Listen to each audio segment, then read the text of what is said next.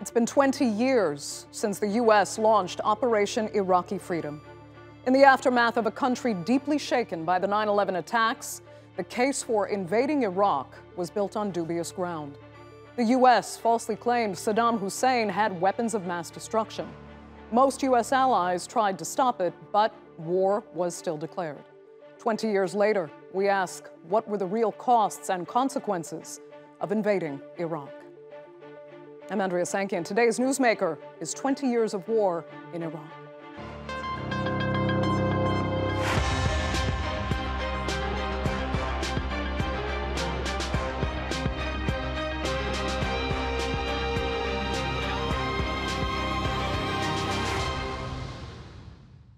On March 20th, 2003, just a little over 1 year after the invasion of Afghanistan, the United States and a coalition of the willing sent almost 300,000 troops into Iraq.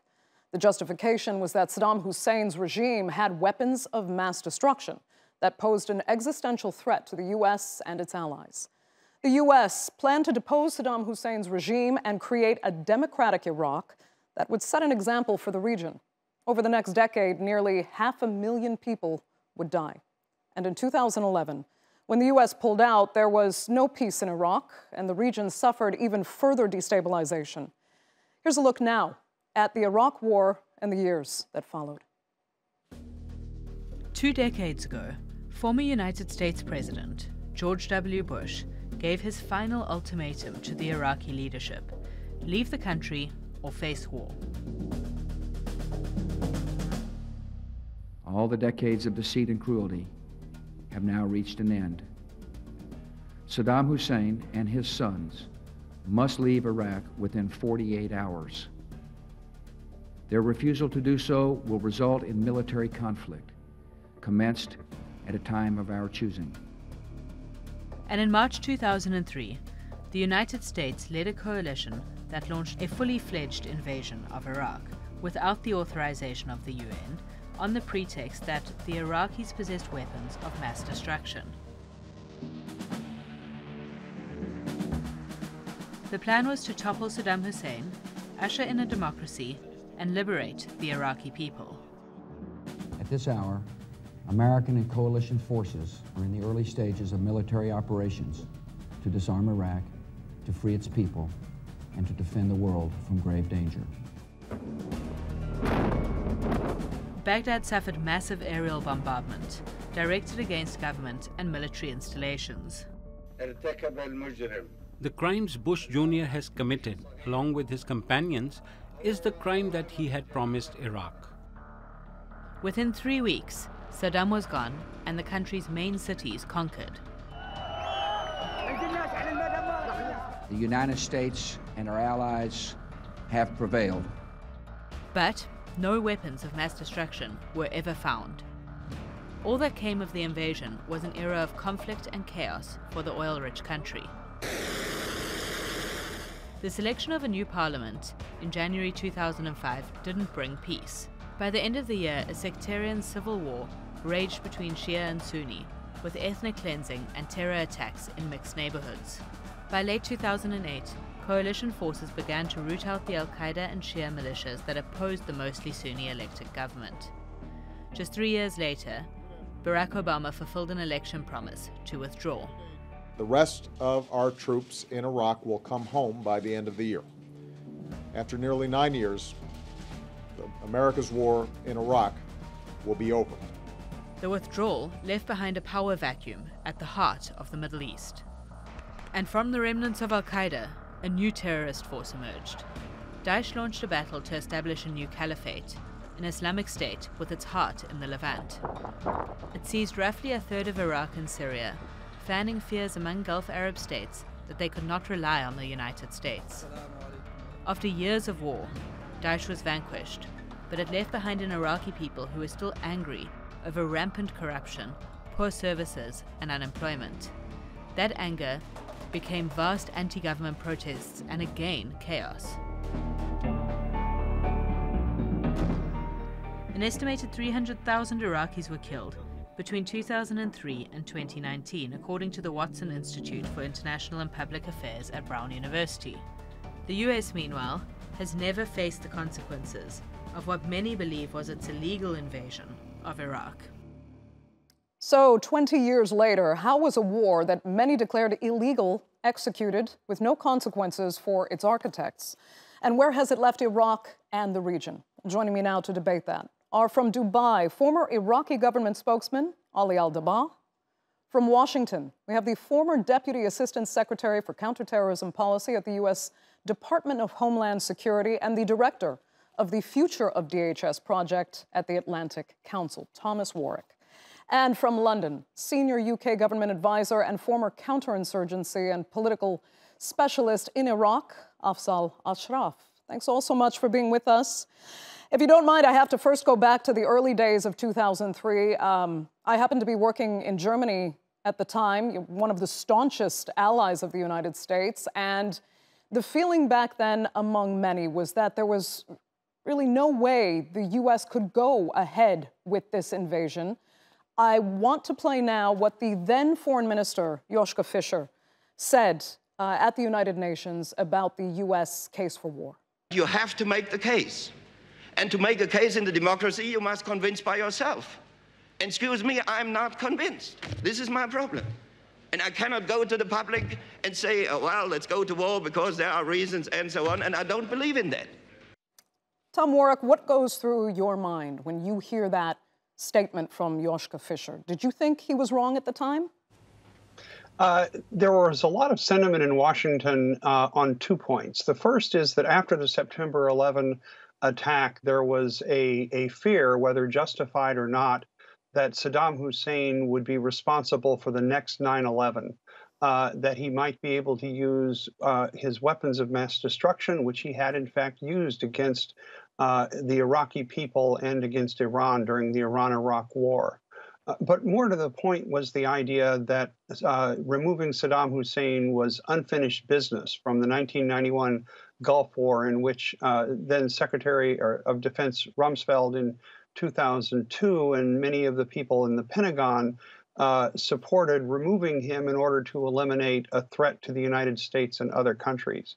Obviously, that was based on premises that turned out to be not correct.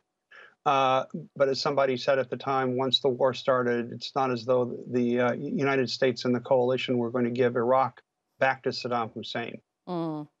But there really was, I mean, as it was described by so many, this feeling of a rush to war.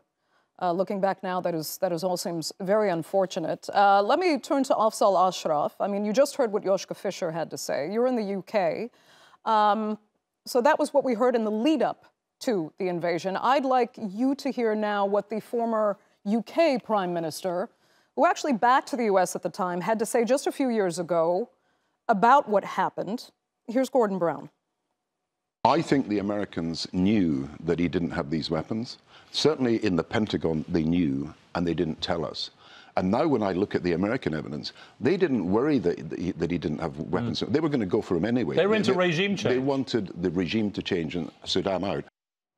They wanted regime change. Gordon Brown actually went on to say, yes, that they wanted regime change, period, and that the UK was not just misinformed, they were actually misled.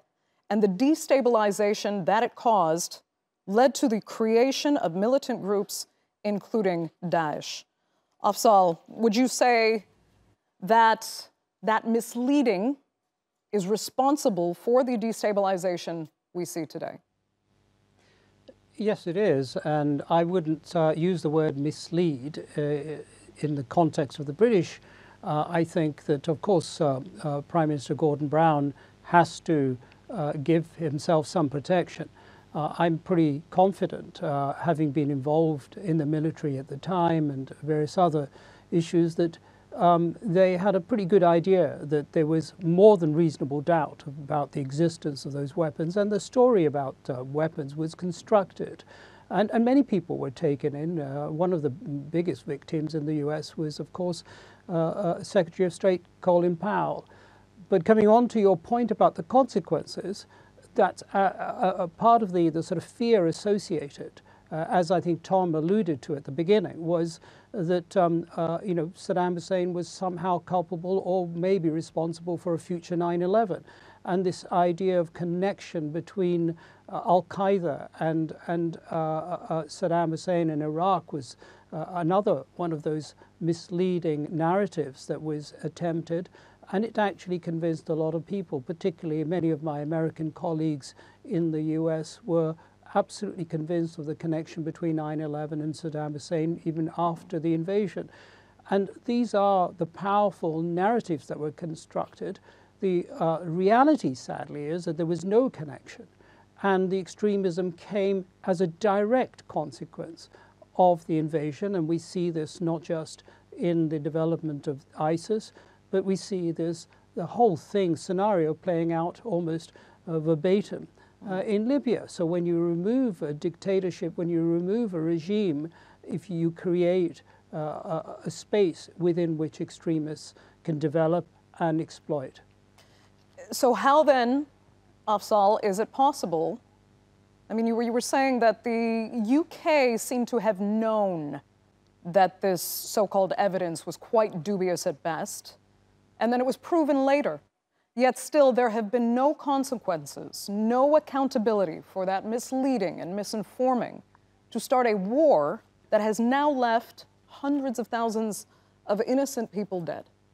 Well, I think that the question of consequences is a very important one. It's one that's pervasive throughout the world, the non-Western world in particular. And the answer really is who can hold these people to account. The ICC, which is now playing a very active role in Ukraine and trying to hold Russian officials, including the president, to account, cannot do this in the case of the Iraq war because it has to do so by invitation. And so one of the main reasons why these people responsible, George Bush, and he's in a circle, as well as Tony Blair in the UK, and he's in a circle, is that there isn't an authority, a higher authority that can hold them to account. And even if somebody takes out a private case against them, the law is quite bland on this area, and also we are dealing with some of the most talented people, particularly in the case of Tony Blair, at spinning a story and a defense. Yeah, we'll talk a little bit more about that in just a second. First, let me speak to Ali Al-Dabbagh, you know, as a post-invasion Iraq member, really, of government. How do you feel about what went into the invasion and what became of the U.S. war in Iraq?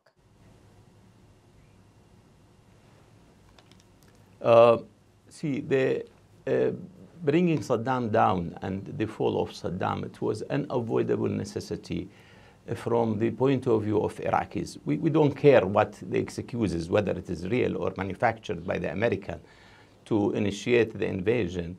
This is not our job. It's American policy, and the American agenda was in the region.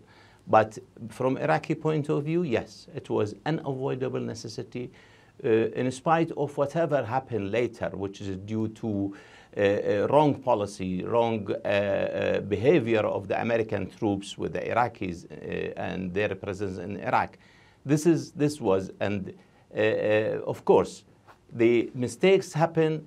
Part of it, Iraqis are responsible to be blamed because of the bad administration. But let me say frankly that most of the Iraqis at the time of Saddam, due to the war, many wars being with sanction and the horrible behavior of Saddam and his Ba'ath party against the Iraqis and against the region, invasion of the Kuwait, I mean, it was an unavoidable necessity. So we don't talk about whether it was right or not from Iraqi point of view. But how an unavoidable necessity, if many argue it actually took bad to much worse, and that in the end, the only real winner in the Iraq war was Iran?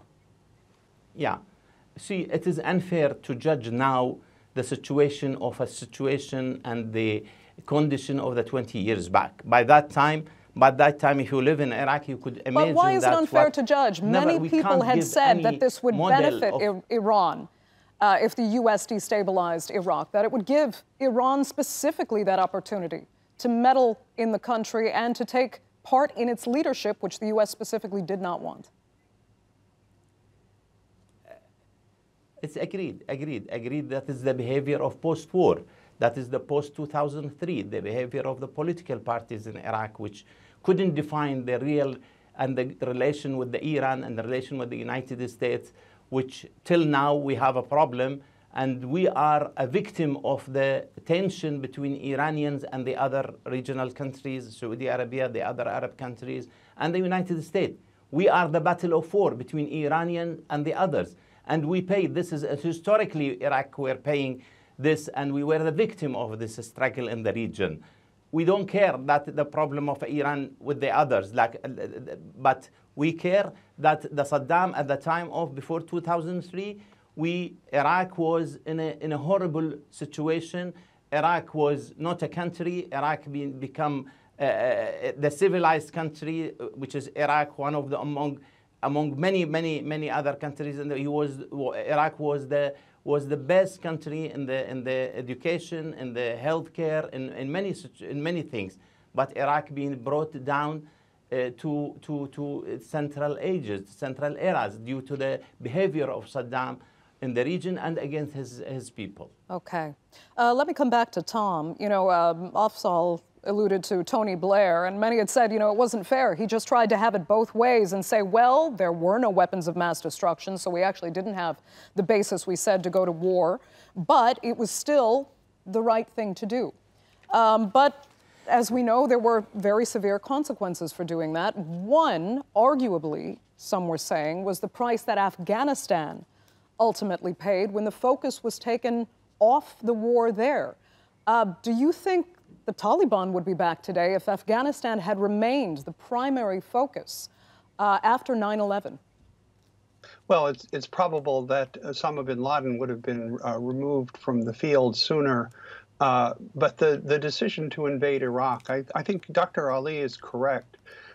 No one should waste any sympathy on Saddam Hussein. His responsibility for killing 8,000 Iraqis at Halabja, killing 20,000 Shia members of Iraqi society, all civilians, killing thousands of other innocent people, and of course his invasion of Kuwait, all give ample reason for the world to celebrate his removal from the scene. Right, but that's, again, I don't think anyone is expressing sympathy for Saddam Hussein. The argument is you created a bigger evil. You replaced one evil with a greater one. Yes, but Dr. Ali is also correct. You need to separate the decisions that were made after the military campaign ended from the decision to start the military campaign in the first place. Dr. Ali is completely correct. There were many mistakes made, many by Americans, some by Iraqis, in how the liberation was conducted after the military campaign was finished. And it's really here that we need to focus attention. One of the little-known facts is that while the U.S. military has conducted 6 very serious scholarly studies as to how the military campaign was conducted, there has never been a comparable official account of how the civilian post-war conduct of the U.S. and Iraqi governments led to the conditions that you describe. One of the things that the United States has still not learned from Iraq is how to conduct itself after it finds itself victorious on the battlefield. It's there really that I think a lot of the criticism and attention needs to be devoted. Okay. Afzal, let me ask you, was Iraq a sectarian country before the U.S. invasion? No, it wasn't in any sense of the word. Of course, there's sectarianism in every society. But I want to come back to the point that both Dr. Ali and Tom have just made. This is the argument that people like Tony Blair are making. Yes, you know, we didn't have them, but we needed to get rid of him, and the world is a better place without him. I'm afraid, even if you hold that opinion, what I think you've got to understand is that is a view. And if everybody in the world acted upon their view, then we would have anarchy. If you have this argument, let's make it in the United Nations, let's unite as a world to remove a tyrant, if that's the case. And this argument that he killed so many people, of course he did. He was a tyrant. That's what tyrants do. But we forget that the sanctions placed on Iraq that took that country from, as Dr. Ali rightly points out, as one of the most advanced countries in the region, to an almost basket case, also resulted in hundreds of thousands, some people say as many as 500,000, children alone being killed. And subsequently, of course, the war has killed, the war and its aftermath has killed many other people. So if we are going to look back, rather than justifying what was an appalling decision, not just the management post-conflict, but an illegal decision to invade another country, if we had a case, that case should have been made at the United Nations. And it was attempted, and it failed. And we must respect our international system and not go to war. You started the conversation with a European leader. Well, I happened to go to Brussels to try and brief Chris Patton's team. And there, the mood amongst the French and the German officials was incredibly anti, because they recognized, or at least they believed, that this was an American project to destabilize the region. And of course, that has been supported by considerable evidence. People like Wesley Clark, General Wesley Clark, have said that he knew that this was part of a wider plan, not just involving Iraq, but many other countries, including Libya. Okay. So I think we need to adopt a degree of responsibility. Right. Tom, I'm going to come back to you before I get a final word from Ali Al-Dabbagh, because, I mean, one of the safeguards that people thought would be in place to be able to prevent our leaders from misleading us were the journalists, of course. And in the United States in particular, those who were against the war were very often considered unpatriotic. Some were even arguably taken out of commission, Phil Donahue maybe for one example. So what did the Iraq War really expose about the objectivity and the true freedom of the U.S. press? Well, a lot of the facts were ambiguous, and this is one of the great challenges that journalists face. It's also, frankly, a challenge that governments face, no matter how good your intelligence services are. It's really not the function of the intelligence service or the journalist as to how people react to the information. It really was the case that in the face of ambiguous information, people wanted to remove Saddam Hussein from power. And I think they let that desire overwhelm their analytical abilities. But if that's the case, the responsibility is to execute something like this cleanly and correctly. And this is where things really fell apart. Okay. Ali Al-Dabbagh, I'd like to give you the final few minutes. I'm hoping your camera stays in place. You know, one of the kind of flawed ideas many argued going into Iraq, those who were critical of this war, was that somehow creating war will ultimately create peace. Is that what happened? Well, see, Iraq was ruled by a totalitarian government, which normally such a change definitely will bring. If you compare Iraq with Libya, you could see what happened in Libya. In Iraq, there was a sectarian issue, there was a regional, a non-welcome of the change in Iraq. There was a Iran element is there. And of course, the sectarian issue, which is, of course, it is also, it was major things in the Iraq. But let me just take this opportunity for looking for the future. Now, after 20 years, we got a hope, at least with this movement of the 2019, the youth movement, which definitely is going to be a significant figure in the political process of Iraq. And I am quite sure that it will be a surprise in the next election that this youth movement, it will proceed and it will overcome the historical, whatever, political figures as a person or groups, which Iraqis and especially the Shia are not satisfied with their behavior. With the Shia and the Sunnis, they don't satisfy with their Sunni groups, Sunni politicians, and the same in the Kurd. And that is why I think Iraq got, there is a hope that there is a great changes, and most of the activists, they understand now In order to change the country, in order to change the political process, you have to enroll. You have to participate in the political process, not in the violence. And I think this is, at the end, after 20 years, we at least reach to this conclusion that there will be a hope for a change from those who create this chaos and this fragile states of Iraq, which due to their bad management, to their bad behavior, to the corruption, you name it, whatever you want. Okay. Ali Al-Dabbagh, Thomas Warrick, and Afzal Ashraf, I'd like to thank all three of you so much for being with us on The Newsmakers. Unfortunately, that's all the time we have.